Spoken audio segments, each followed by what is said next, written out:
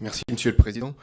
Euh, Ma question est la suivante. Quelles que soient les options qui seront retenues sur la trajectoire du nucléaire et sa part dans le mix énergétique français, viendra le temps de démantèlement d'infrastructures.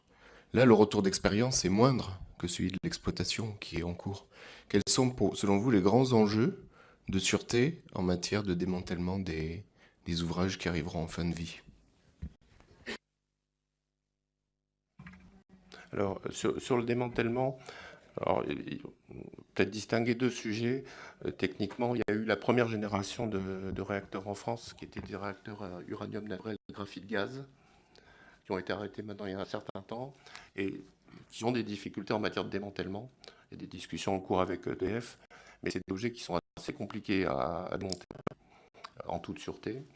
Et en particulier ce qu'on appelle le caisson, c'est un ouvrage en béton de plusieurs dizaines de mètres de haut, euh, quelques dizaines de mètres de large, donc vraiment c'est des cathédrales. Et à l'intérieur, il y a de la matière qui a été radioactive. Et c'est des ouvrages extraordinairement lourds. Ce béton est évidemment renforcé. Simplement, évidemment, pour accéder à l'intérieur, il faut le casser partiellement. Et un des enjeux techniques, c'est de savoir comment on le casse sans tout casser. Assurer la stabilité, évidemment, puisque si on veut ensuite démonter. Et ça fait partie des choses qui sont regardées, mais qui prennent du temps. Et on a une discussion sur le calendrier de démantèlement avec EDF, de démantèlement de ces premiers réacteurs, première génération, pour savoir, parce que pour l'instant, ils nous proposent que la fin des opérations de démantèlement soit d'ici 100 ans, pour faire simple. Or, la loi a posé le principe d'un démantèlement, on va dire, immédiat, et pour l'instant, on a un peu de problème à traduire immédiat par 100 ans. Voilà, donc il y a une discussion assez serrée sur les calendriers, mais qui ne doit pas négliger les problèmes techniques qui ne sont absolument pas neutres. Les choses sont assez différentes pour la génération actuelle de réacteurs, des réacteurs à eau sous pression. On a une certaine expérience à la fois à l'étranger et chez nous. Il y en a un qui est en bonne voie de démantèlement, qui est le réacteur de Chaux A, où le démantèlement s'est passé de manière tout à fait correcte. Bon, peut-être quelques délais, mais enfin, et qui techniquement surtout s'est passé sans trop de difficultés. Donc ça donne plutôt un signe positif pour le démantèlement futur du parc existant et qui fonctionne actuellement.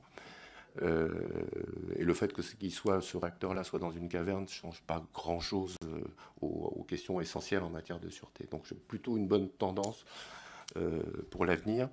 Néanmoins, les démantèlements, vous parliez des enjeux de sûreté, sont des sujets de sûreté, présentent des enjeux de sûreté, et notamment tant que dans la première période où le combustible est encore sur le site, alors sorti de la cuve, puis mis dans la piscine de refroidissement du réacteur, mais tant que sur le site il y a ce combustible-là, on a encore à faire une installation nucléaire, soumise à notre contrôle, etc. Et tant que la radioactivité n'est pas suffisamment éliminée, de toute manière, la fin de démantèlement n'est pas prononcée, et nous sommes là, comme on l'est d'ailleurs, parce que les démantèlements, il y en a aussi beaucoup en cours au CEA, et donc on est là jusqu'à la fin, au moment où on peut considérer qu'on peut déclasser complètement l'intervention, l'installation. Encore une fois, la première phase où il y a encore du combustible sur site est évidemment un peu plus complexe, mérite plus d'attention. Après, on a éventuellement des contaminations, des radioactivités, un peu de radioactivité résiduelle à gérer, beaucoup d'enjeux de protection des personnes, etc. dans ces périodes-là. Il peut y avoir aussi des mauvaises surprises, c'est-à-dire une pollution qui n'avait pas été identifiée ou pas mémorisée, qu'on retrouve, donc là il faut le traiter. Mais globalement, encore une fois, la vision pour les réacteurs actuels est plutôt positive, judiciaire. Encore une fois, c'est moyennant le travail qui reste à faire.